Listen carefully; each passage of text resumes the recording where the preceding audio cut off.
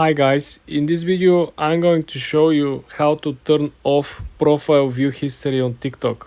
You know this feature where people come to your profile and you can see who look at your profile and then you can go and see other people's profile and then they're gonna know about that. Let me show you how you can actually turn this off. Click on TikTok, click on the lower right corner on your profile icon. Then I want you to hit the three straight lines on the top right, okay? Then go ahead and click on settings and privacy. When you're at settings and privacy, I want you to click on privacy. Here where the magic happens. I want you to scroll all the way to the bottom of the page and I want you to click on profile views, second to the last. Now, if you turn this off, people will not get notified when you view their profile. This is the upside. The downside is that when you go on your own profile, you're not gonna see, for example, if I come to my profile over here, boom, simply disappear. You see the two footsteps on the top right? They no longer counter. Simply because you see that it's no longer on. Essentially, this is keeping the track of the last 30 days people who viewed your profile. This is good if you wanna see who is visiting your profile, but it's bad because when you visit someone else's profile and they have this function on, they're gonna get notified that you visit their profile. It's kinda a spy game over here. Then you wanna click on the lower right corner on your profile icon. Then you wanna go ahead and click on the three straight lines on the top right corner. Then you wanna click on Creator Tools, the first option. When you're at Creator Tools, you want to scroll to the bottom of monetization. This is the menu we want to be focusing on. Then you want to scroll through the section that is called Video Gifts over here. You want to click on it. Then there is a special button that you want to click, and this will simply help you to enable video gifts. For people not familiar with video gifts, you need to have at least 10,000 followers. Your videos must pass safety monetization, meaning have to follow the guidance of TikTok. Have an account that has been active for at least 30 days, okay? Meet the age requirement. And accounts, should not be related to the government or politics or political parties. Eligible accounts and videos must be good standing, follow the community guidance. You're simply gonna get tips, by creating content, and people who simply like the video that you publish, they're gonna tip you, and there's a special cut between you and TikTok. There's a special split. But this is how you enable them, and if you meet all the criteria over here, you can simply turn this on. Click on your profile on the lower right. Then I want you to click on the top right on the three straight lines. You want to launch the settings and privacy menu as well. Click on it. Then I want you to click on the second option, which is privacy. When you're at the privacy, you have multiple different customization. You can hide likes, show likes. You can stop people messaging you, stop people sharing your story, liking it, stop people tweeting. But the most important function that you want to focus in this video is to scroll down, and you will see that almost the last option will be profile views. When you click on profile views, you will be able to turn this on and off. And what this actually means, see who viewed your profile in the last 30 days and allow others to see what you viewed theirs. So you see, when you turn this feature on, when you go to someone else's profile and look into their profile, they're gonna get notified that you look at their profile if they have this function on. So it's like a 50-50 good feature if you really don't mind people seeing that you look into their accounts. But I want you to be aware of that, okay? I see a lot of people just sharing the good part, which is you can see who viewed your profile. But the downside, like I mentioned, is that they will see when you look someone else's profile as well. So be very mindful. And again, second important note over here is that you will only see who viewed your profile in the last 30 days. After 30 days, period expires, they're gonna simply restart the process and you're not gonna see who viewed your profile before this 30 days period. Then you want to click on the lower right corner where it says your profile. you click on your profile, and then you want to head to the top and click on the 3 straight lines. Then you want to head towards settings and privacy, the last option. Now you want to slowly scroll down to the display section over here. You want to click on display, and here you can manually set the switch between light and dark mode. You can also use the device manual settings. For example, if I go back to the light mode and then simply click on use device settings, I will get match of my original theme on my phone. I'm using an iPhone, and as you saw, I'm using a dark theme simply because the app TikTok match my device settings. This is very important and very useful, considering that if you are using a dark theme, you probably don't want to use the brighter theme or white theme or light theme on any of the other platforms, because switching from dark to bright, it's not good for your eyes, right? It might be irritating, it might be creating a particular like irritation. So I presume that this is something that will help you as well. It helped me a lot having all the theme, all the dark modes all aligned. So every time when I'm switching from Instagram to Facebook to TikTok to LinkedIn, everything is a dark mode, so it's much easier for the eye to simply adjust with the light and with the contrast. Go on your profile and then click on the upper right side where you see the 3 straight lines. We are going to go on settings and privacy. And then guys, I want you to scroll down to the section content and display. Here I want you to click on content preferences. In this section over here, the second option is stem feed. When you click on it, you have the option to turn this on and turn this off. This feed simply allows you to from time to time learn something new that is not the usual hype or the usual trending videos. It's very good, it's very interesting, especially if you have to kill a lot of time and there's nothing to do. You can pop up and learn something about science, technology, engineering, and math.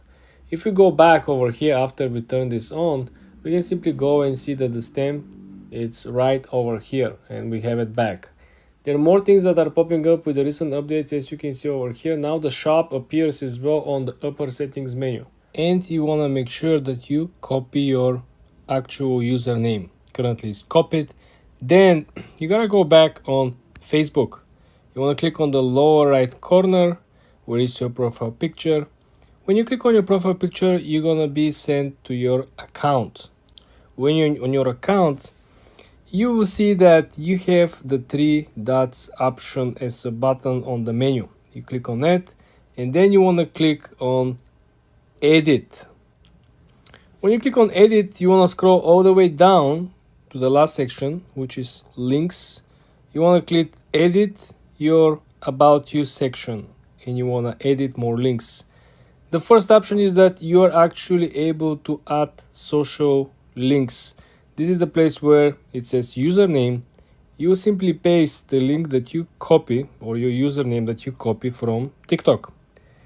After that, all you gotta do is to save the changes on the way up. For example, there is a save on the top right corner, and then you can go back up, and this will appear in your bio alongside any other social media account that you linked with. Remember, you have to copy the exact username that you have, and you have to save the changes. Let's find the video that we want to repost. For example, let's repost this video over here. You want to click on the arrow over here, and then you see you have 3 different slides of menus. All you want to do is you want to focus on the middle slide over here, and you want to click on the first icon, the yellow one, which says repost. When you click repost, guess what? I just repost the video. Now you probably wonder what actually happened. Let's go back to our account and see what actually happened.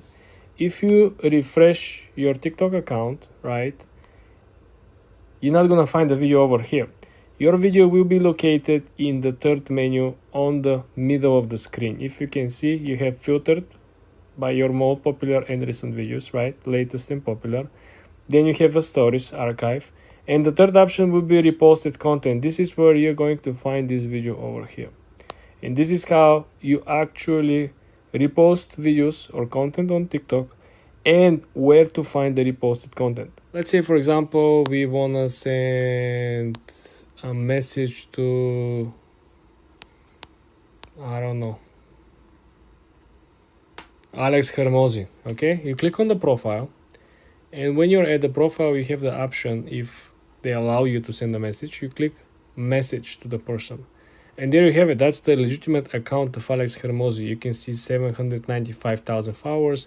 You can send whatever message you like to. And the slim part over here, you want to make sure that your messages are very, very good, informative, and straight to the point, because you only can send up to 3 messages until he accepts your first message. In other words, if you say hi and then wait for reply, he doesn't reply, then you say, I hope you're doing well, and then he doesn't reply, and then you have one more message, and it could be, I'm not sure you saw my previous 2 messages, and you're done. So this is why you can probably skip the welcoming part and the etiquette, and you just jump straight to the point. Hey Alex, for example, I want to. Another pro tip over here would be to write 2 very long messages probably, and then if he doesn't reply, then you still have the option to poke him again. Things happen. You might end up messaging him in the busiest day of his life, right? And you simply are out of luck.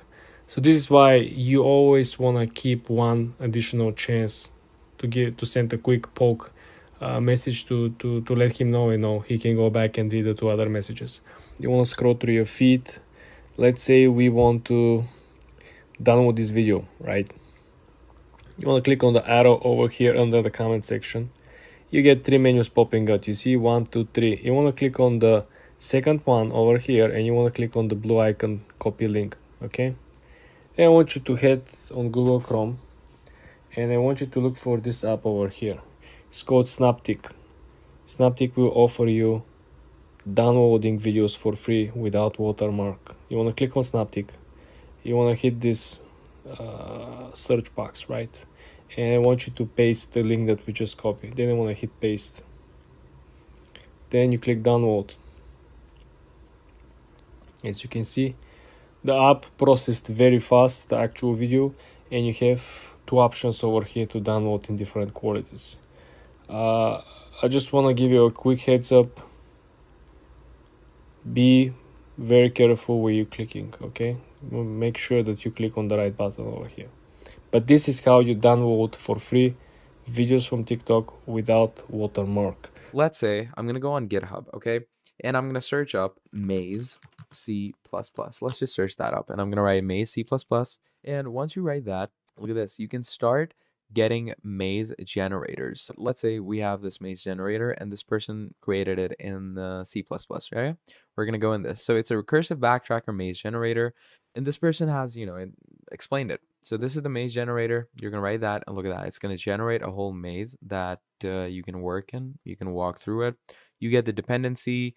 You get the compiling. It gives you the whole code over here as well with the files.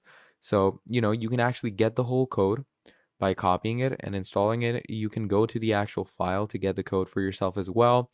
And that is what GitHub mainly is for. So upload code, get code, and just talk with other people regarding coding. And that is basically about it. So that's GitHub. Thank you for watching, and I'll see you all of you next time. Goodbye. Trello tutorial, how to use Trello. Hello everyone, welcome back to another video. I hope you all are doing great and are having an amazing day.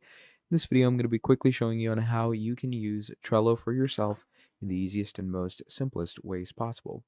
So to do this, what you're going to do is, first of all, you're going to come to Trello.com, create an account. Now, to use Trello, what you're going to do is you're going to click on Create, and you can actually create a board. So you're going to click on Create a Board, and once you click on Create a Board, you're going to enter any board title for yourself and get that board up and running. Now, once you get that board up and running, so let's say I've created this board for myself, right? I'm going to go straight into this board. It's going to look somewhat like this, okay? Now, how do you add things in this? So to add components, first of all, you're going to click on list, and look at that. You can add lists for yourself. So It's pretty easy to add lists. Then in the lists, you can add cards and just keep on adding more cards. And to edit those cards, you're going to click on them and you can change their descriptions. You can change their activity statuses and you can change every other aspect of it, like members, labels, checklist, dates, attachment, cover, custom fields, dependency, estimation, and all these things. You know, pretty straightforward and pretty easy stuff to get your head around. And that is how you're going to use Trello. So thank you for watching and I'll see all of you next time. Goodbye. MailChimp tutorial. Hello everyone, welcome back to another video. In this video we're going to be talking about MailChimp and how you can use this absolutely incredible software, okay? So to start off with MailChimp, what you are going to want to be doing is obviously you're going to, sign up with an account. Now what is MailChimp used for? MailChimp, in my opinion, is best for any type of email marketing that you want to, do for yourself. It's great for any type of sales CRM. It's great for lead generation. It's good for your sales. It's good for getting your company up and running. And the best part about this is that it actually has a free platform to sign in with. So you can sign up with it pretty easily. Okay, just go into sign up for free. Now, once you go into sign up for free, it takes you into the actual sign up gig where, add your very own business email that you want to sign up with MailChimp. Let's say I'm going to add that. Then you have, your username, and then you can add your very own password as well. Okay. After adding your password, you're going to verify everything.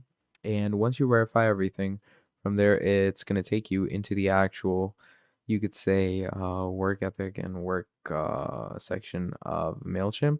And that's basically how you're going to get started with it. Now, when it comes to using MailChimp, you are going to want to make sure to get a hold of a lot of, you could say, generative assistance. You can convert with email automations, create faster with generative AI, refine with segmentation, optimize with analytical things and support.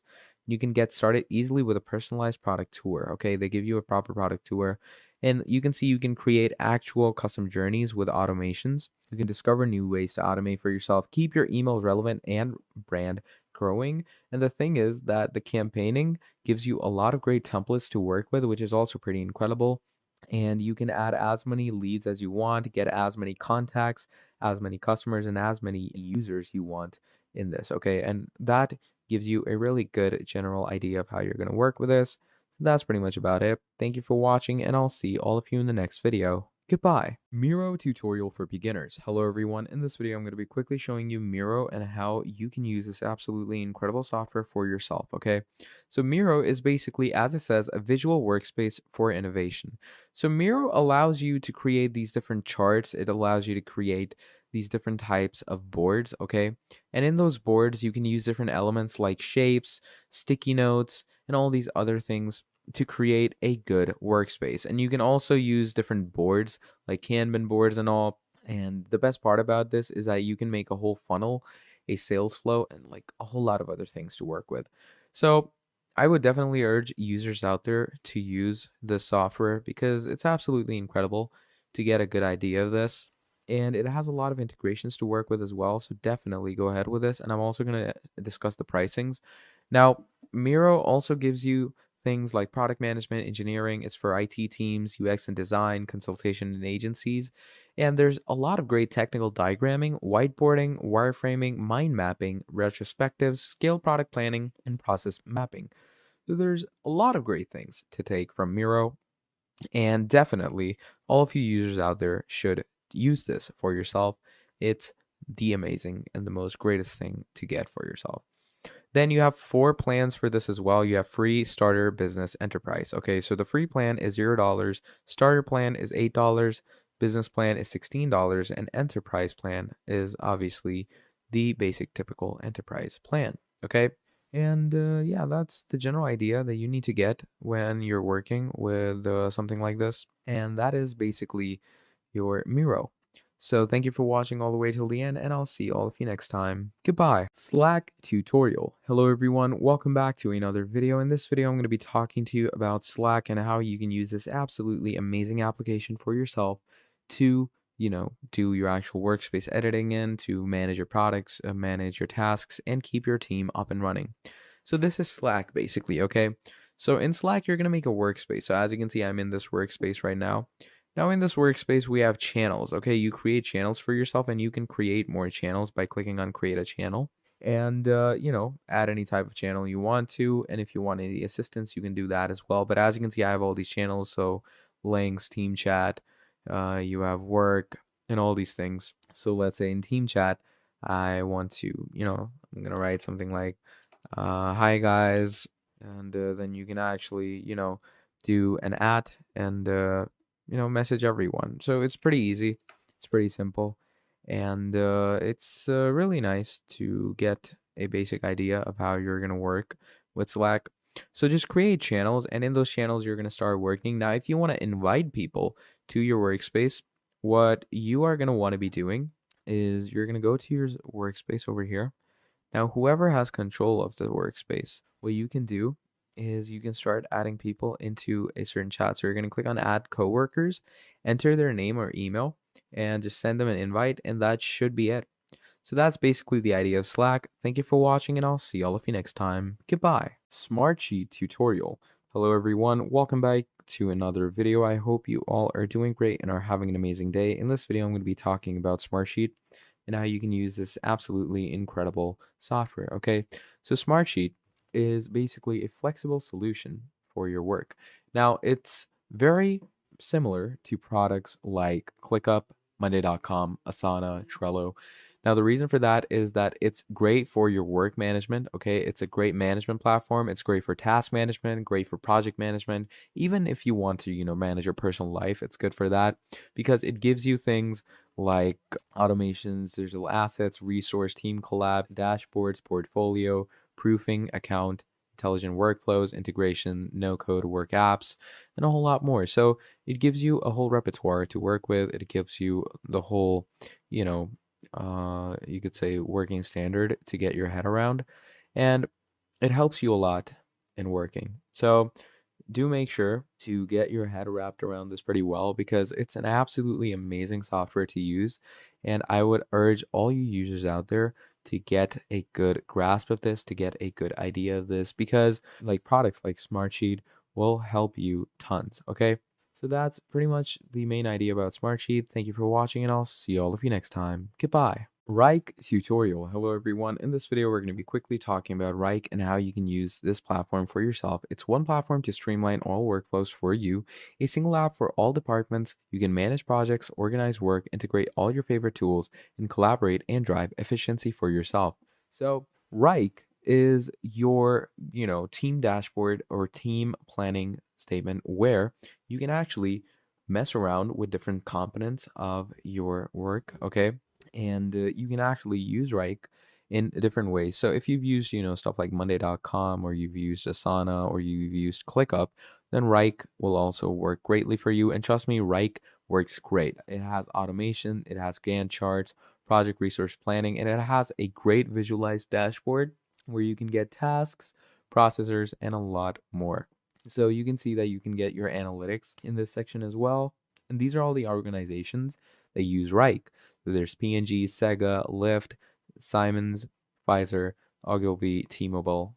So you have a lot of features and brands using these. Then you can auto organize your intake, custom build for your teams, gain big pictures, visibility, customer success stories. You get Aerotech, Fitbit, Inspiration. All these people use it, and it has great reviews as well.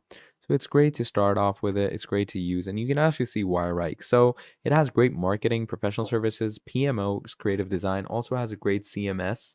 You get task management, workflow management, and the best thing, project management, where you can plan agile products. Now, planning projects for yourself is a different way to work as well, because you are going to want to make sure that the management works incredibly and the management works normally when you're actually getting the basic concept and basic idea of this, okay?